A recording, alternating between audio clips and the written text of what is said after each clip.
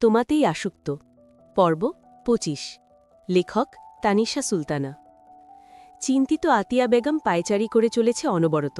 অহনা কয়েকবার শান্ত হতে বলেছে, তবে আতিয়ার মন মানছে না। এই শীতের মরশুমেও তার কপালে বিন্দু বিন্দু ঘামের দেখা মিলেছে। জোরে জোরে শ্বাস টানছে, যেন নিঃশ্বাস আটকে আসছে।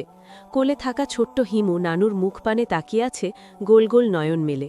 ছোট হাতখানা মুখে পুরে চুষছে এবং নানুকে দেখছে, যেন জানতে চাচ্ছে, তোমার এই চিন্তার কারণ কি নানু? আতিয়া বেগমের কানে ফোন। কল বেজেই চলেছে, কিন্তু রিসিভ হচ্ছে না। ইতোমধ্যে ৫০ বার কল করেছে, প্রতিবারই বাজতে বাজতে কেটে যায়। আদ্রিতা তো এমন উদাসীন মেয়ে নয়, মাকে না বলে কোথাও যায় না। তাহলে আজকে কি হলো? কোনো বিপদে পড়ল কি? নতুন দেশ, কিছুই চেনে না।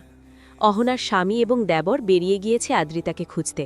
তাদেরও কল করেছে কয়েকবার, কিন্তু হতাশাজনক বাক্য শুনেছে তাদের থেকেও। আতিয়া বেগম অবশেষে কল করে সিয়ামের নাম্বারে। যদি ছেলেটা কিছু জেলে থাকে। হ্যালো আন্টি, বলুন। আতিয়া বেগম তাড়াহুড়ো করে বলে, আদ্রিতাকে পাচ্ছি না। আন্টি রিল্যাক্স, আদ্রিতা আমাদের সাথেই রয়েছে। স্বস্তির নিঃশ্বাস ফেলে আতিয়া বেগম। এতক্ষণে কলিজা ঠান্ডা হলো। কয়েকবার আলহামদুলিল্লাহ আওড়ায়। আজকের এই ঘটনায় আতিয়া বেগম একটা বিষয় বুঝতে পেরেছে, আদ্রিতার তার প্রাণ। ছেলেমেয়ে ছাড়া এতগুলো বছর কাটাতে পেরেছে সে, তবে আতিয়াকে ছাড়া ৫টা মিনিটও থাকতে পারবে না। সোফায় বসে পড়ে আতিয়া। হিমুকে শুইয়ে দিয়ে হাতের উল্টো পিঠে মুছে নেয় চোখের পানি। আমি আজকে ফিরতে পারবো না, আদ্রিতাকে এখানে দিয়ে যেও আমার কাছে, একা ছেড়ো না। না না আন্টি, আজকে আমাদের সাথেই থাকবে ও। বারবিকিউ পার্টি আছে, কালকে দিয়ে আসব। ঠিক আছে, দেখে রেখো, বড্ড চঞ্চল সে। কল কেটে দেয় শিয়াম। ফোনখানা অনাদরে ফেলে রাখে টেবিলে। গালে হাত দিয়ে ফোঁস করে শ্বাস টানে। মনের মধ্যে একখানা কবিতা আকুপাকু করছে, কিন্তু মুড খারাপ বলে মন থেকে বের করছে না। জীবনটা বড়ই বেদনার। সেই মেয়েটা ফ্রেন্ড রিকোয়েস্ট পাঠিয়েছে আয়ানকে। একটু আগেই আয়ানের ফোনখানা চেক করেছে সিয়াম। মেসেঞ্জারে ঢোকার সঙ্গে সঙ্গে দেখতে পেয়েছে মেয়েটার মেসেজ। এত এত মেসেজ দিয়ে ভরিয়ে রেখেছে আয়ানের মেসেজ বক্স। আয়ান অবশ্য রিপ্লাই করে না। নারী জাতি বড়ই ভয়ঙ্কর। সাহায্যের হাত বাড়ি ঘণ্টা বাজিয়ে দিল সিয়ামের মনে, আর মেসেঞ্জারে স্মরণ করে আয়ানকে। বড়ই দুঃখজনক বিষয়। আয়ান আয়েশ করে কফির মগে চুমুক দিচ্ছে, যেন এই মুহূর্তে কফি খাওয়া ছাড়া আর কোনো কাজ নেই তার। আহাদ ফেসবুকে স্ট্যাটাস দিচ্ছে, আমি সিঙ্গল। কানা কুজো প্রতিবন্ধী খোঁড়া কোনো মেয়ে সিঙ্গল আছো? থাকলে নক দিও, সুখ দুঃখের আলাপ করব। ইভান সেই পোস্টে হা হা রিয়্যাক্ট দিয়ে কমেন্ট করেছে, আছে ভাই আছে। বাংলাদেশের ক্রিম আপা, সুমাইয়া রুমু, রানু মণ্ডল, মিস চকলেট সহ আরও কিছু টিকটক প্রতিবন্ধী সিঙ্গেল আছে। তখনই আদ্রিতা বেরিয়ে আসে আবরারের কেবিন থেকে। হাঁটার গতি বলে দিচ্ছে ভীষণ রেগে আছে সে, যেন এখনই বম ফাটাবে। সিয়াম নড়েচড়ে সোজা হয়ে বসে। আহাদ এবং ইভান ফোন রেখে মনোযোগ দিয়ে তাকায় আদ্রিতার পানে। ভয়ঙ্কর এক সিনেমা শুরু হয়ে এখনই। আমি আর এখানে থাকব না, দিয়ে আসুন মায়ের কাছে। আবরার তাসনিন লোকটা প্রচুর খারাপ, চরিত্রহীন। এই লোকের আশেপাশে থাকাও পাপ। রাগে ফোঁস করতে করতে বলে আদ্রিতা। সিয়াম শুকনো কাশি দিয়ে দাঁড়িয়ে পড়ে। গম্ভীর মুখে এগিয়ে আসে আদ্রিতার দিকে এবং বলে, গাছে ফুল, গরুর কান। আবরার ভাই চরিত্রবান। মিথ্যে কথা মানব না, প্রমাণ না দিলে বিশ্বাস করব না। ফুলের গাছে কাঁটা থাকে, চাঁদের গায়ে কলঙ্ক। আমার ভাই আবরার থাকে না উলঙ্গ। তাহলে কি করে হলো সে চরিত্রহীন? আয়ান কফির মগে শেষ চুমুক দিয়ে বলে, সহমত সহমত, সবাই তালি দে। আহাদ সিয়ামের পিঠ চাপকে বলে, বাহ ভাই বাহ, জীবনে প্রথমবার তোর কবিতা আমার নাড়ি ভুঁড়ি ছুঁয়ে দিলে। আদ্রিতা দাঁতে দাঁত চেপে হাত মুষ্টিবদ্ধ করে নেয়। কেউ নেই তার। আমান, আহাদ, সিয়াম, ইভান সবাই আবরারের পার্টিতে। আদ্রিতা একা। মনে পড়ে আবরারের কেবিনের সেই দৃশ্য। আদ্রিতা যখন আবরারকে বলেছিল, আপনি। আবরার আদ্রিতার ঠোঁটে আঙুল ঠেকিয়ে ফিসফিস করে বলল, আজকের রাতটা আমায় দাও, ট্রাস্ট মি। নেক্সট টাইম পরপুরুষের নাম উচ্চারণ করতেও গলা কাঁপবে। আবরারের দৃষ্টি ছিল ভয়ঙ্কর, যেন এক্ষুনি টুপ করে গিলে খেয়ে ফেলবে তাকে। আদ্রিতা সুযোগ বুঝে এক দৌড়ে বেরিয়ে আসে কেবিন থেকে। আপনারা বিশ্বাস কেন করছেন না আমার কথা? উনি খালি অশ্লীল কথা বলতে বলতে থেমে যায় আদ্রিতা, গিলে ফেলে কথা। মাথা নিচু করে বিড়বিড় করে বকা দিতে থাকে আবরার সহ সবাইকে। ইভান বলে, আদু বলো, থেমে গেলে কেন? আদু নাম শুনে আদ্রিতার রাগ ৩ গুণ বেড়ে যায়। আশেপাশে তাকিয়ে কিছু খুঁজতে থাকে।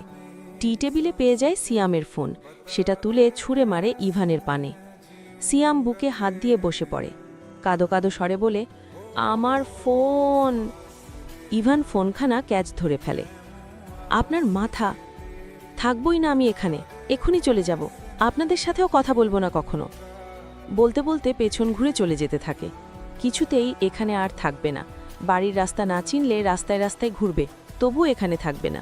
এখানকার কেউ ভালো না, সবাই পাগল। বকবক করতে করতে আনমনে হাঁটছে আদ্রিতা।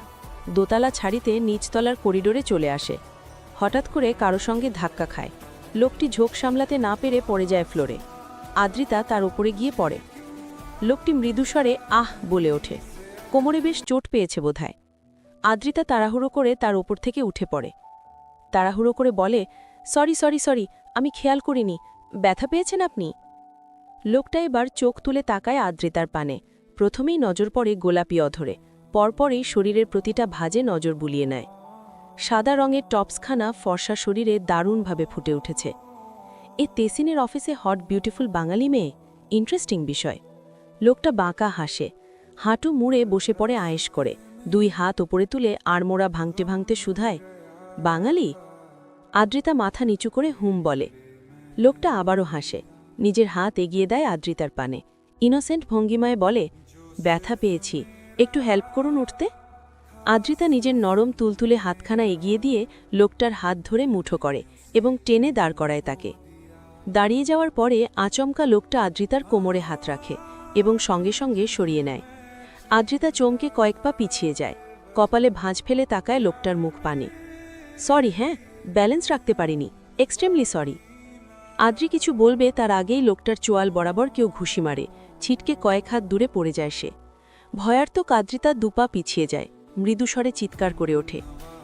আবরারের মোটেও আদ্রিতার পানে তাকানোর সময় নেই। সে আহত লোকটাকে টেনে তুলে পুনরায় মারতে থাকে। লোকটা নিজেকে বাঁচানোর জন্য বারংবার বলতে থাকে, তাসিন, কি করেছি আমি, মারছ কেন?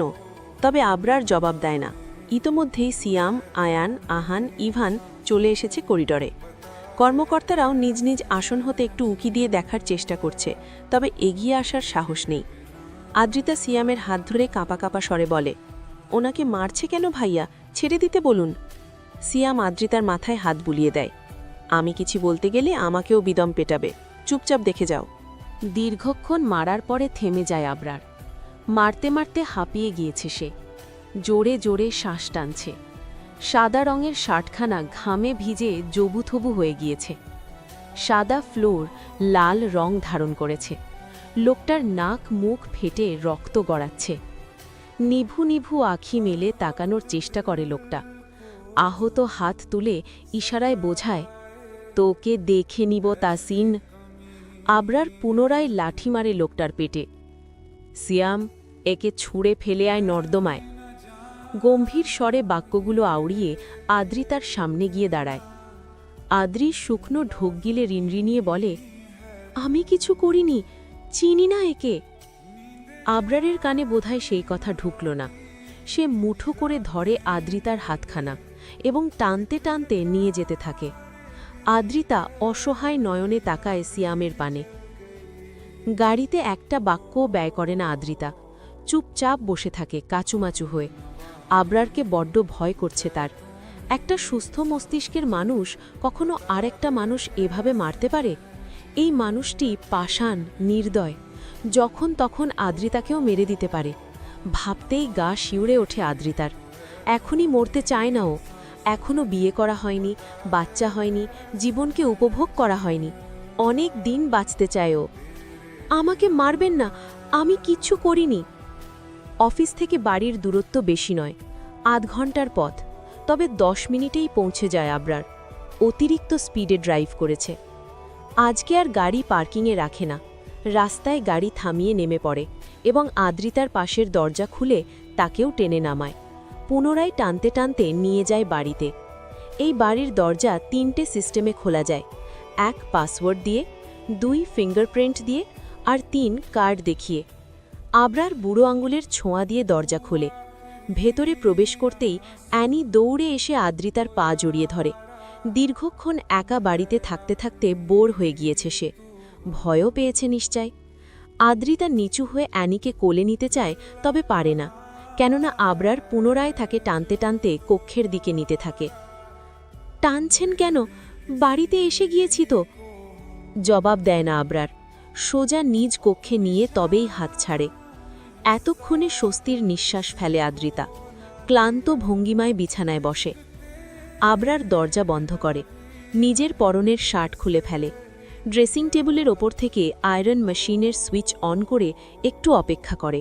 গরম হয়ে গেলেই আয়রন মেশিনখানা চেপে ধরে আদ্রিতার ডান হাতের তালুকে। চিৎকার করে ওঠে আদ্রিতা, হাউ মাউ করে কাঁদতে শুরু করে। ছাড়া পাওয়ার তাড়নায় ছটফট করতে থাকে অনবরত। হাতখানা জ্বলে পুড়ে ছাই হয়ে যাচ্ছে। আবরার আদ্রিতার মুখপানে তাকিয়ে আছে। ছটপটানি দেখতে বেশ ভালো লাগছে। বিড়বিড় করে বলে, যে হাত আবরার তাসনিন ব্যতীত অন্য পুরুষদের পানে এগোয়, সেই হাত সুস্থ থাকতে পারে না। খানিকক্ষণ পরে সরে যায় আবরার। আদ্রিতার হাতখানা টকটকে লাল হয়ে গিয়েছে, ধোঁয়া বেলুচ্ছে। ফুঁ দিয়ে হাতের জ্বালা কমানোর চেষ্টা করতে থাকে আদ্রিতা। আবরার আয়রন মেশিন নিজের পায়ের ওপর ফেলে, পরপর কয়েকটা লাথি মেরে ভেঙে গুঁড়িয়ে ফেলে। আদ্রিতা এক হাতে মুখ ঢেকে উচ্চস্বরে কেঁদে ওঠে, ভাঙা ভাঙা স্বরে বলে, কেন করছেন এমন? কি করেছি আমি? আবরার চোয়াল শক্ত করে চেপে ধরে আদ্রিতার গাল, মুখের কাছে মুখ নিয়ে ফিসফিস করে বলে, পাগল করে দিয়েছিস আমায়।